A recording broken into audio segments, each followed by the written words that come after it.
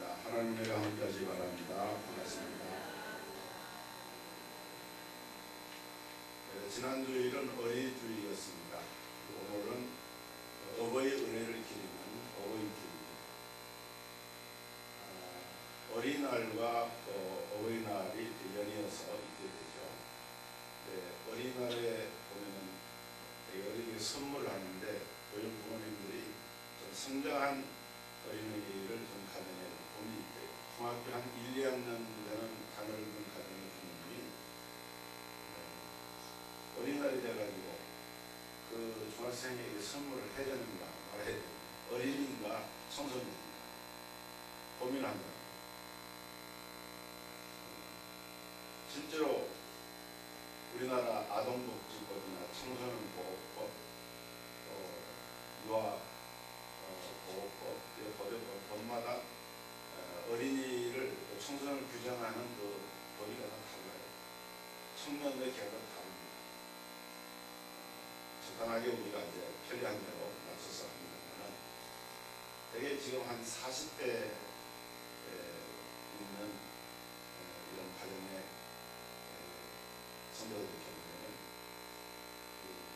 자녀들에게는 어린이날 되면은 청소년들에게 선물도 주고, 그렇다고 해서 어버이로서 어버이날이라고 이렇게 무슨 대접을 받지 못합니다. 왜냐하면 또 부모님이 계십니다.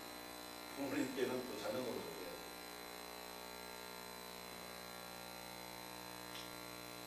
오늘 이 어버이날인데, 어버이주일인데, 우리 기독교와 다른 종교, 또 이런 학교 할 것 없이 어버이를 공경하라라고 하는 것은 다 같아요. 다르지 않습니다. 모든 종교들이 부모님께 공경하고 효도하라 하는 걸 가르치고 있습니다. 학교도 마찬가지. 그런데 우리 기독교가 다른 점이 하나 있는데, 그것이 뭔가 하면은 어버이를 공경하는데 주 안에서 공경하라 하는 거예요. 주 안에서 공경하라. 이게 다릅니다. 이 주 안에서 어버이를 공경하라고 하는 말의 의미가 무엇인가? 오늘 제가 그것을 좀 말씀드리겠습니다. 첫째는 우리가 우리 부모님을 이렇게 바라볼 때 주님 안에서 부모님을 바라보는 그런 시각을 가져야 한다는 거예요. 예수님 안에서 부모님을 바라보아라. 현실적으로 이 부모님을 향해서 마음을 닫고 살아가는 자녀들이 많아요. 그중에는 예수를 믿는 신앙생활하는 성도들 가운데도 그런 분이 들어있습니다. 물론 거기에는 부모가 어떤 잘못한 그런 경우가 있을 수 있습니다. 남들이 알 수 없는 그 가정만이, 그 부모와 자녀 간에만이 느끼는 그런 고통이나 어떤 사연들이 있을 수가 있습니다. 그렇지만 단지 부모의 잘못 때문에 부모와의 관계가 이렇게 단절되고 끊어진 것인가 하는 데 대해서는 좀 더 깊이 생각을 해볼 필요가 있습니다. 바꿔서 말하면은 부모가 자녀들에게 잘하면 그럼 그 자녀들은 정말 부모를 참되게 공경을 하는가 하는 그런 문제입니다. 여러분, 예수님은 주기도를 가르치실 때 하늘에 계신 우리 아버지여 이렇게 기도하라고 가르쳤습니다. 하늘에 계신 우리 아버지여. 하나님은 우리의 아버지가 되십니다. 예수를 믿는 우리 성도들에게는 하나님이 우리의 아버지가 되십니다. 우리의 아버지 되시는 하나님 아버지는 불완전하지 않습니다. 완전하십니다. 그분의 사랑은 충만하십니다. 하나님 아버지는 우리에게 빈틈이나 조금도 하자가 없는 그런 사랑을 베푸는 분이십니다. 또 우리가 그렇게 하나님의 사랑을 받고 하나님의 자녀로서 살아가면서 우리가 하나님 아버지 앞에 과연 효자 성도인가 이렇게 한번 물어본다면 이런 뭐라고 대답하겠습니까? 하나님 아버지가 완전한 분이시고 완전한 아버지시지만은 우리를 그렇게 사랑하시지만은 과연 우리가 자녀로서 하나님 아버지 앞에 자녀된 도리를 다하고 있는가? 라고 묻는다고 하면은 아마 많은 성도들이 그렇지 못한 것을 고백할 수밖에 없게 됩니다. 하나님의 뜻대로 살지 못하고 하나님의 기쁨과 자랑이 되지 못한 채 그런 어떤 자책감을 우리가 느끼면서 살고 있는 것이 바로 우리 안에 있는 죄성 때문입니다. 자, 복음서에 보면은 탕자의 얘기가 나옵니다. 탕자가 집을 나가서 아버지 재산을 다 허비하고 이렇게 하고 돌아오게 되죠. 그런데 그 탕자의 아버지는 어떻습니까? 탕자의 아버지는 하늘에 계신 하나님 아버지를 상징하는 분입니다.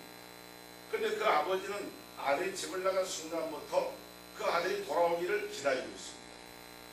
바로 그분이 우리 하나님 아버지십니다. 그런데 그 집안에 있는 장자가 있잖아요. 집을 나간 탕자는 둘째 아들이고 마지가 있는데 그 마지는 아버지 앞에 효도를 했느냐? 성경에 보면 그렇지는 않습니다. 이 아들은 아들대로 또 아버지에게 대한 불평이 많고 아버지에 대한 자녀로서의 도리를 다 하지 못하고 있어요. 바로 그 집 나간 탕자나 집안에 있는 장자나 그들이 바로 우리의 모습이라는 거예요. 하나님 앞에 우리 인생은 어느 누구도 온전하게 자녀로서 하나님 아버지 앞에 도리를 다하고 있다. 그렇게 말하기가 어렵다는 것입니다. 여러분, 완전하신 하나님 아버지에게도 우리가 효자가 아님을 알게 되면서 우리의 육신의 부모님과의 문제가 부모의 결함이나 허물이나 부족함 때문만이 아니라고 하는 것을 우리가 여기에서 깨닫게 되는 것이죠. 이것이 우리가 예수님 안에서 부모님을 바라보는 시각을 가져야 하는 이유입니다. 여러분, 우리가 예수님 안에서 부모님을 바라보면 절대로 부모님을 원망할 수 없습니다. 그 부모님이 내게 어떻게 했든지 간에 때로는 내가 어떤 상처를 받고 내 마음에 맞지 않는 그런 부분이 있다 할지라도 우리가 예수님 안에서 부모님을 바라보게 되면은 그 부모를 향해서 결코 원망할 수가 없다는 거예요. 여러분, 우리 가정에 상처가 있고 아픔이 있다고 하면은 그것이 부모의 죄냐 우리의 죄냐 할 것 없이 우리 모두의 연약함 때문이고 우리 모두의 죄 때문이라고 할 수가 있습니다. 그렇기 때문에 부모님과의 이 관계를 회복하는 것도 부모가 바로 되어야만 되는 것이 아니라는 거예요. 중요한 것은 내가 예수님과의 관계를 바로 하게 되면 주님과의 관계를 바로 하고 그리고 그 예수 안에서 부모를 바라보게 되면은 그 부모의 잘못된 관계도 회복이 될 수가 있습니다. 우리는 예수님 안에서 놀라운 사랑을 받았습니다. 독생자를 우리 예수님이 친히 육신의 몸을 입고 이 땅에 오셔서 우리의 죄를 위해 십자가에 고난을 당하시고 십자가에서 죽음을 당하기까지 우리를 사랑하셨습니다. 성령님께서는 우리의 마음속에 인침을 허락하시고 세상의 많은 사람 가운데서 저와 여러분을 택하셔서 하나님의 자녀로 인침을 받게 하셨습니다. 성부 하나님은 이 모든 일을 계획하시고 하나님의 성령 경륜 가운데 이끄셔서 성삼위 하나님이 우리의 구원에 놀라운 은혜를 베풀어 주셨습니다. 여러분, 그렇기 때문에 이런 하나님의 은혜를 경험하고 믿음 안에서 사는 하나님의 자녀라고 하면은 정말 내가 예수 안에서 용서 못할 부모가 없고 사랑하지 못할 부모가 없는 것입니다. 어떤 내 집사님이 신앙생활 하는데 목사님 보니까 늘 자신감이 없어요. 기쁨도 별로 없고 열정도 별로 없습니다. 저분이 왜 저렇게 신앙생활을 기쁨과 열정이 없이 신앙생활하는가. 목사님이 이제 그 집사님을 한번 불러서 상담을 했습니다. 교회학교 교사로 봉사를 하다가 자기가 너무 힘이 드니까 목사님에게 더 이상 그 일을 하기가 어렵다고 이렇게 얘기를 했습니다. 그래서 이 목사님이 가만히 보니까 이 집사님이 이렇게 영적으로 침체되어져 있고 뭔가 모르게 가라앉아 있는 그 상태는 반드시 원인이 있다. 그래서 성령님께서 이 집사님에게 어린 시절에 자신의 지나온 삶의 그 과거를 돌아보게 해서 그것을 통해서 하나님께서 어떻게 그 집사님에게 은혜를 베푸시고 인도하셨는가를 깨닫게 해주시라고 기도하면서 그 집사님을 간절히 기도하면서 날을 정해서 그 집사님과 상담을 통해서 이야기를 듣게 됐는데 이 집사님이 자기 마음에 경험했던 것을 그대로 털어놓는 거예요. 그런데 이 집사님이 아주 어릴 적에 자기 친오빠에게 성폭행을 당하고 그 오빠의 친구들에게 또 성폭행을 당했죠. 그러니까 이때부터 이 집사님 어린 마음에 아주 이것이 마음이 다쳐져 가지고 큰 상태가 됐는데 그 부모가 자기 딸이 자기 아들에 의해서 성폭행 당한 것이 너무 부끄럽잖아요. 그런데 그것을 쉬쉬하고 그것을 숨겨두고, 왜냐하면 그걸 통해서 오빠의 앞길에 걸림이 될 수 있다. 그래서 오히려 이 집사님은 이 딸을 구박을 하고 무슨 말이 나오면은 그냥 입을 열지 못하게 하고 그가 가지고 있는 그 상처를 싸매지 못하는 거예요. 이런 끔찍한 육신과 마음의 상처를 받고 죄책감과 배신감과 상실감이 너무 컸지만은, 그러나 이 집사님은 자라면서 예수를 믿게 되었지만은 항상 그 마음속에 상처로 남아있게 됐습니다. 그런데 놀라운 것은 이 목사님과 상담을 하면서 다행히 정말 예수 그리스도께서 이런 모든 죄를 치유하시고 우리 허물을 덮으시고 또 우리 안에 용서와 하나님의 은혜가 임한 것을 통해서 이 집사님이 이것을 깨닫고 그 마음에 치유를 받게 됐습니다. 정결함을 받고 하나님이 나를 사랑하신다. 내가 이렇게 상처가 있고 아픔이 있지만은 그럼에도 불구하고 하나님 나를 사랑하신다고 하는 걸 깨닫게 되니까 그때부터 이 오빠를 용서하게 되고 부모를 용서한다고 고백할 수 있는 이런 자리에 이르도록 놀랍게 변화가 됐습니다. 그래서 이분이 이제는 더 이상 얼굴에 걸이 없어져 버리고 밝아지고 그냥 열심을 가지고 열정을 가지고 교회에 봉사하면서 이렇게 언제 저렇게 사람이 바뀌어졌나 할 정도로 놀랍게 변화가 되는 그런 체험을 하게 됐습니다. 여러분, 효자에게는 어떤 부모라도 나쁜 부모가 있을 수 없습니다.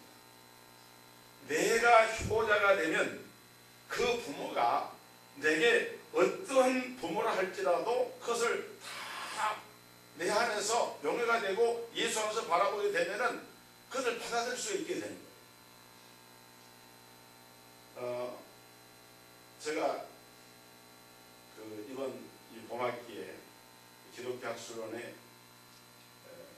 영성 과정에 이렇게 나가서 2주에 한 번씩 모임에 참여를 하고 훈련하는 그런 모임이 있어서 목사님들이 한 15분으로 모여서 한국 교회에 아주 권위 있는 학자들, 영성들 함께 교류하면서 나누는 그런 시간을 갖고 있습니다. 그래서 이제 지난번에 영성 실천하는 날이 있어가지고 같이 이렇게 자기 지나온 삶을 드러내놓고 얘기한 그런 시간이 있었는데 그 중에 한 목사님, 저보다 한 서너 살 더 된 목사님, 그분이 그런 얘기를 하더라고요. 자기는 자기 부모님이 목사님이에요. 목사의 가정에서 성장을 했지만은 자기는 세상에 있는 목사님들을 다 인정하지 않는다. 왜냐하면 자기가 바라본 부모님이나 또 자기 큰아버지도 목사님이고 자기 집안에 목사님들이 많은데, 그런데 보니까 자기가 생각하는 그런 모습을 찾아보기가 어렵다는 거예요. 어디서 성장을 한 거지. 목사가 되고 한 3, 4년 큰 열심을 가지고 복음을위해서 일할 때는 이렇게 순전한 마음을 가지고 일을 하는데 어느 정도 틀이 잡히고 안정이 되고 이렇게 되면은 자기가 볼 때 그때부터 그 목사님들의 생각이 바뀌어지고 달라지더라고요. 살면서 자기 부모를 얘기할 때 자기 부모님은 내일이 없는 분들이었다. 오늘만 생각을 하고 자녀들이 무슨 공부를 하는데 뭐가 필요하고 자녀들의 앞길에 무엇이 필요 이런 것들을 전혀 그래서 어렸을 적에 초등학교만 졸업을 하고 원래 이 서울의 신촌에서 자랐는데 신문파리, 구두닦기 어렸을 때 그걸 하면서 자라다가 공부를 할 수가 없어가지고 공부를 하기 위해서 목포에까지 내려가가지고 이제 초등학교 졸업했으니까 한 서너 살 때죠. 내려가가지고 거기에 가가지고 그 고아원에 들어간다. 고아원. 부모가 어머니 계시는데도 목회를 하는데도 고아원에 들어가서 누가 소개해가지고 거기 가면은 중학교를 보내준다 그래서 공부하고 싶은 욕심 때문에 갔다는 거예요. 근데 막상 가보니까 일만 시키고 공부도 제대로 할 수 없어가지고 중학교 가서 공부할 수 없어서 나중에는 검정고시에서 중학교까지 고등까지 공부를 하게 되고 그런 성장을 가져서 많은 상처를 가지고 있는 거예요. 근데 이번에 나중에 이제 사업도 크게 해서 대표이사가 되고 그리고 이제 그 직함을 목회를 하기 위해서 신학교를 늦게 공부를 해가지고 신학교 지나가면 목사님 하나님 나는 목회를 하다가 3년만 하겠습니다. 하나님 앞에 변함이 없는 깨끗한 마음으로 드려지는 그 기간만 하겠습니다. 그런데 이미 벌써 오랜 세월을 흐르고 러시아의 선교사 활동도 하고 국내에서 목회 활동도 하고 하면서 그런 기간을 많이 지나갔지만은 이번에 얘기는 그거예요. 자기가 그렇게 되고 싶지 않았던 목사 또 존경할 수 없는 목사 그것이 바로 자기 아버지로부터 기인하는 것이고 자기 아버지의 삶을 보면서 그렇다고 해서 그 아버지가 무슨 뭐 이렇게 신비주의자라든지 무슨 도덕적으로 이렇게 잘못된 그런 게 아니에요. 나름대로 그분 나름대로 목회를 열심히 하는 분이고 그런데 또 불구하고 자기의 마음속에는 너무 방치된 채 살아온 자녀에 대한 그런 그 갈등과 상처들이 많아가지고 그런 생각을 갖게 됐다는 거예요. 그런데 그러고 나서 정작 그 부모님이 이제 돌아가시고 자기는 이제 목회를 하면서 그 마지막 고백이 중요한 거예요. 무슨 얘기를 하는가 하면은 그런데 나는 지금 부모님께 대해서 끝없는 존경심과 감사한 마음을 가지고 있습니다. 내가 그렇게 청소년 시절에 방황하고 어렵게 힘들게 했던 그 부모님 원망도 하고 불평도 했지만은 그러나 내가 그 부모님이 아니었더라면 내가 어떻게 예수를 믿었겠는가? 어떻게 내가 하나님을 섬기는 사람의 자녀가 되었겠는가? 라고 생각할 때 내가 좀 더 일찍 깨닫고 그 부모님을 이해하고 목회하는 부모님에 대한 이해를 하고 그랬다고 하면은 좀 더 부모님 살아계실 때 본인과 관계를 좋게 할 수 있을 텐데 그렇게 못하는 것이 후회스럽습니다. 그 얘기를 하고 여러분 성경에 루시 그 시어머니 나오미를 끝까지 모시고 공경했잖아요. 나오미가 완벽한 시어머니이기 때문에 그런 것이 아니에요. 사실 나오미는 이 루시 볼 때에 아무런 기대할 만한 것도 없고 그렇지만은 이 룻은 무엇 하나를 받느냐? 단지 하나님 여호와 하나님에 대한 그 룻의 신앙이 오늘날로 말하면 예수 안에서 성령 안에서 믿음 안에서 그 시어머니를 바라볼 때 그 시어머니에 대한 공경심이 있었어요. 그래서 그녀는 이방 여인이었고 과부였지만은 보아스라고 하는 새 남편을 얻게 되고 예수님의 족보에 올라가는 이런 믿음의 놀라운 축복을 누리게 됐습니다. 여러분 어떤 집사님 얘기를 하나 더 하겠는데 어떤 여자 집사님이 중학생 때 자기 어머니가 돌아가셔가지고 새엄마가 들어와서 새어머니 밑에서 살게 됩니다. 질풍노도 같은 시기라고 하잖아요. 그 청소년기 예민한 때에 새어머니의 갈등이 너무 많았습니다. 그런데 이 집사님이 대학을 다니면서 주님을 만나게 되고 교회를 다니게 됩니다. 밤마다 교회에서 철야기도를 하면서 주님과의 관계가 깊이 이어졌습니다. 그리고 어느 날 기도원에 가서 일주일 동안 금식을 하면서 기도하고 하는 후에 자기의 그 새 어머니에 대해서 마음속에 용서를 빌고 싶은 마음이 일어났습니다. 그래서 어머니에게 어머니 제가 잘못한 일을 다 용서해 주세요. 은혜를 받고 보니까 그 새어머니는 새어머니도 잘 알고 했지만은 상처 준 것이 많거든요.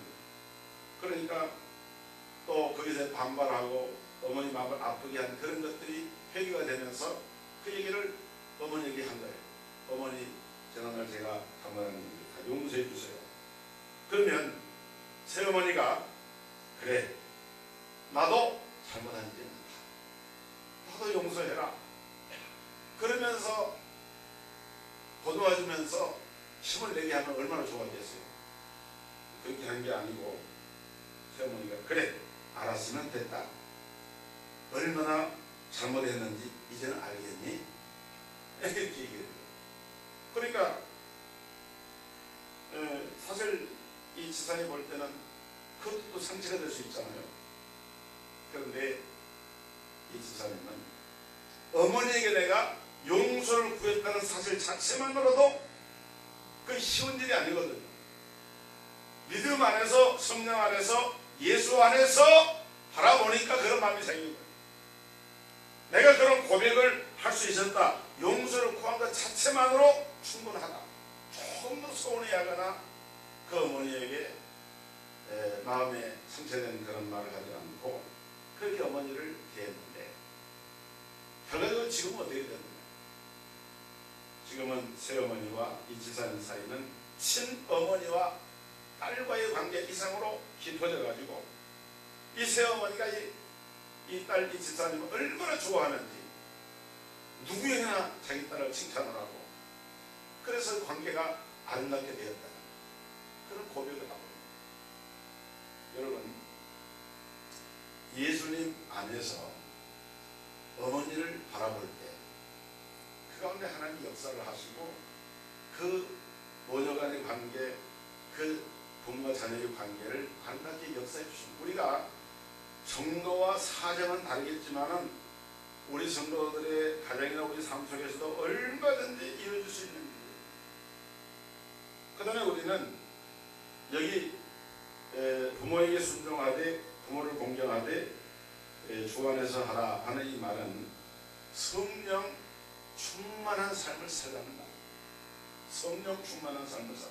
바울은 에베소 5장 18절에서 술 취하지 말라 이는 방탕한 것이니 오직 성령의 충만함을 받아라. 여러분 이 말씀은 오늘 그리스도인의 삶의 핵심 원리를 제시하는 말씀입니다. 오직 성령의 충만함을 받아라. 돌아오는 주일 성령 강림주일입니다. 여러분 성령의 강림을 사모하고 오순절 초대교회처럼 여러분의 심령이 성령의 충만함을 사모하고 성령의 충만함을 받게 되기를 주의 이름으로 축원합니다. 성령 충만함을 받아야 됩니다. 여러분의 기독교인의 삶은 전적으로 새로워진 삶입니다. 자연인의 삶은 그 삶이 아무리 훌륭하고 다른 사람에 비해서 탁월하게 아름다운 것이 있다 할지라도 그러나 근본적으로 다른 것이 있어요. 그것이 뭐냐? 여러분 사도 바울은 훨씬 이전의 믿음 없는 삶과 새로워진 삶을 뭘로 비교했는가 하면 술 취하는 삶과 성령 충만한 삶으로 비교했습니다.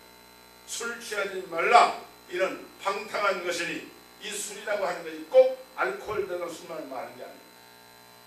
사실 이 세상에는 술 취한 것은 사람이 무엇에 취하면은 거기에 정신을 뺏기지 않습니까?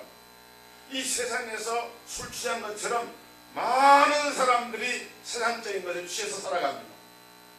그런데 너희는 술 취하지 말고 세상 것에 취하지 말고 뭐를 받아요? 오직 성령의 충만함을 받아라. 성령의 충만을 받아라.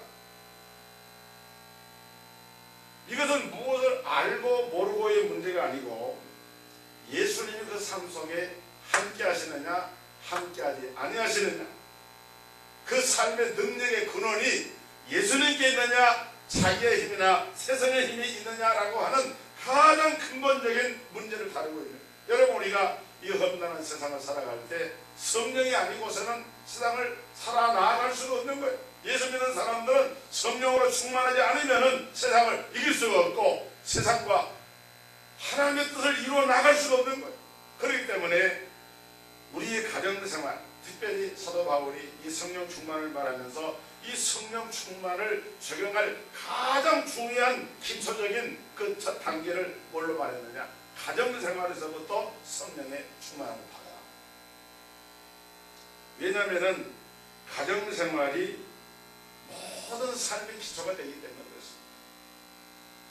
여러분, 행복한 성도의 가정생활의 핵심 원리는 다른 것이 아니라 바로 성령 충만함인데, 이 성령 충만은 다른 말로 말하면 예수님만을 바라보는 거예요.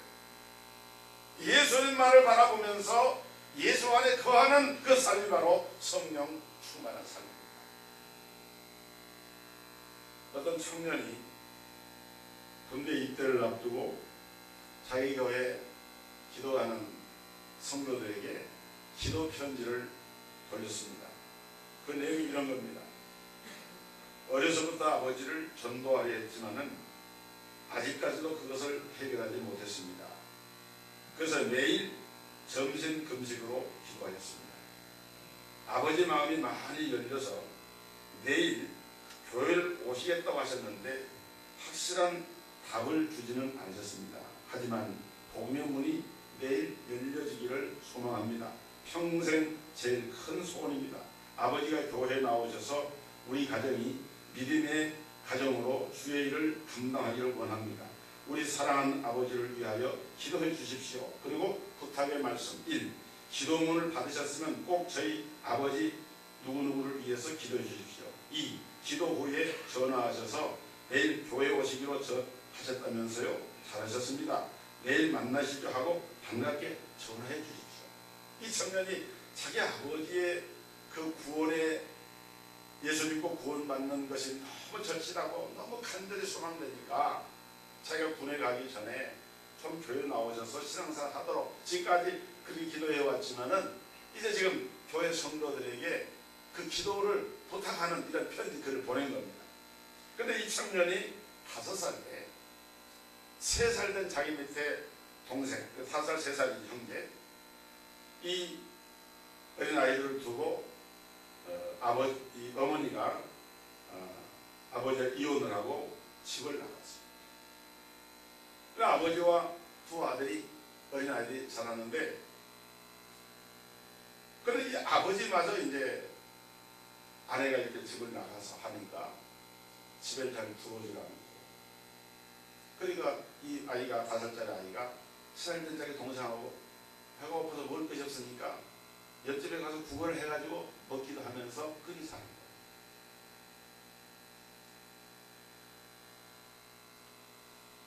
그런데 놀라운 것은 삐뚤어져도 한참은 삐뚤어졌을 이 아이가 훌륭하게 자라가지고 어려서부터 교회를 다녔습니다. 그리고 초등학교 6학년 때 예수님을 영접을 했습니다. 그리고 그때부터 자기 아버지를 위해서 너무나 간절히 막 기도가 나오는 거예요.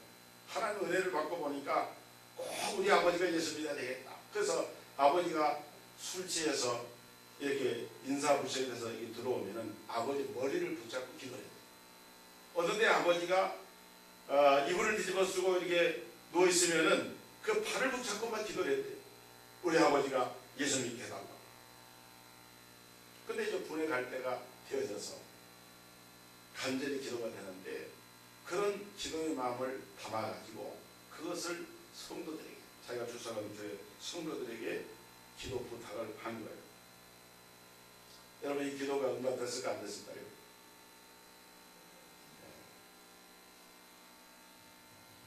네. 여러분, 우리가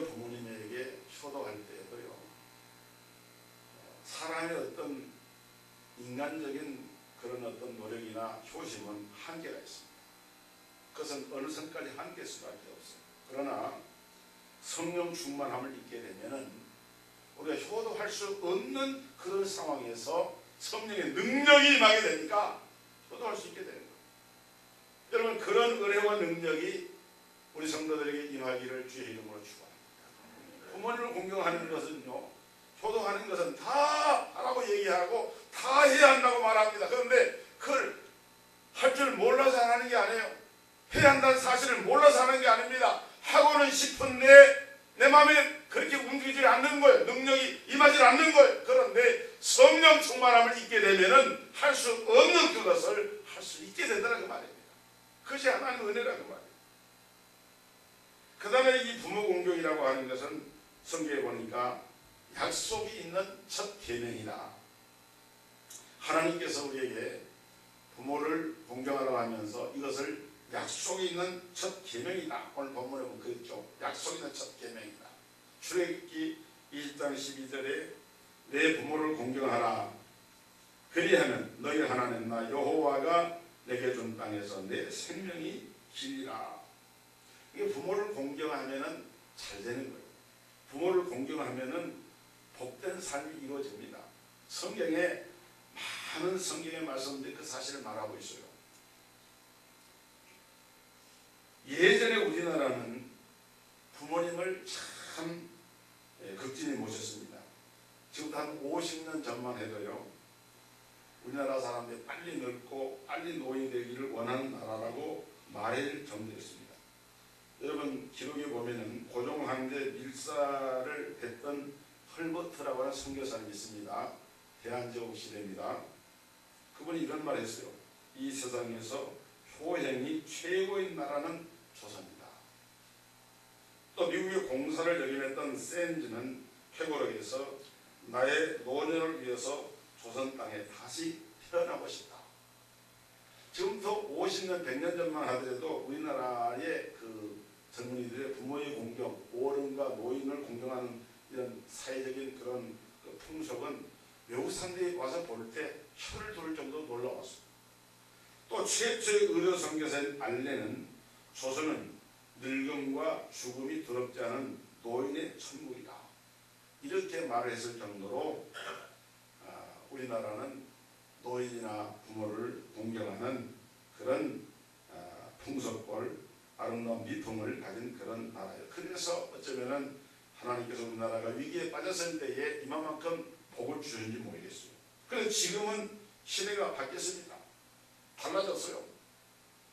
가정에서 자녀들이 부모에게 거역하는 일을 너무도 쉽게 봅니다. 얼마나 두려운 것인가를 우리가 알아야 됩니다.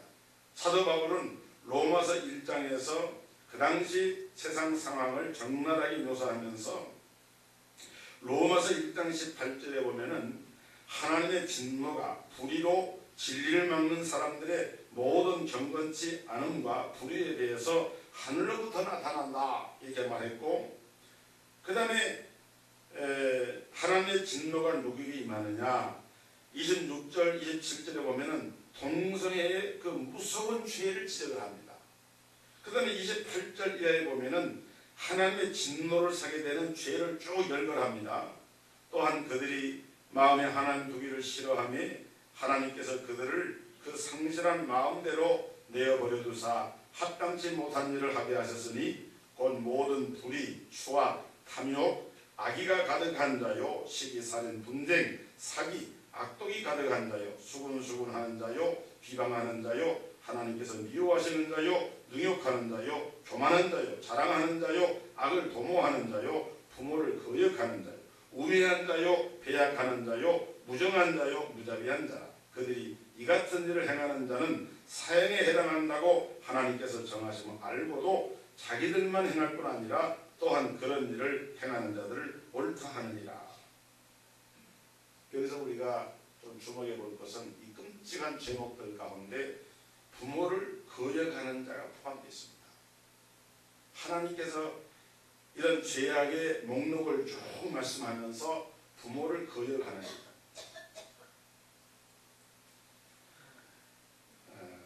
한국에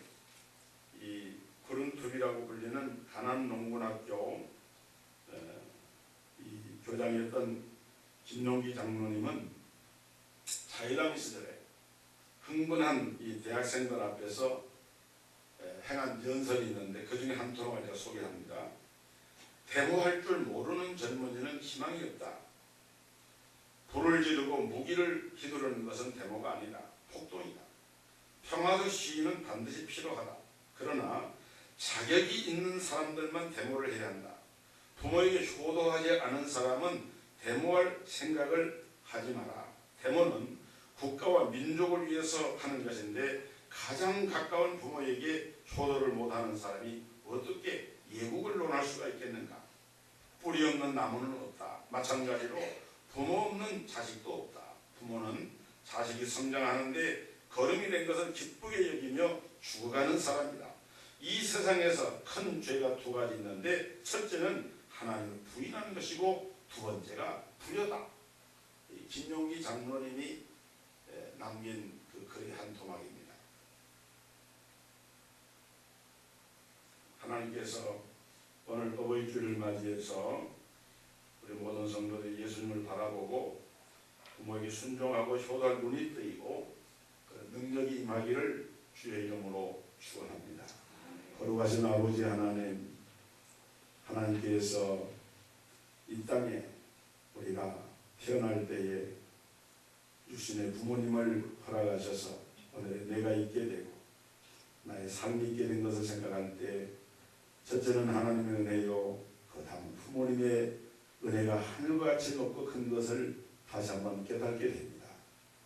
우리 시대가 폐역의 시대가 되고 배도의 시대가 되고 폐역 무도한 이런 시대가 되어져서 부모를 거역하고 불순종하고 불효하는 이런 시대 풍조가 만연한 가운데서 오늘 어버이주를 맞이하며 너희가 주 안에서 내 부모를 순종하라. 이것이 옳으니라. 이것이 약속 있는 첫 계명이라는 이 말씀을 우리가 마음에 다시 한번 새기면서 정말 예수 안에서 부모님을 바라보게 하시고 성령 충만한 가운데서 부모를 공경할 수 있는 능력을 얻게 해주시고 하나님의 언약의 이 축복에 담겨있는 부모 공경의 놀라운 언약의 축복이 우리 모든 자녀된 성도들에게 삶 속에 임하도록 은혜를 베풀어 주옵소서. 예수 그리스도 이름으로 기도하옵나이다.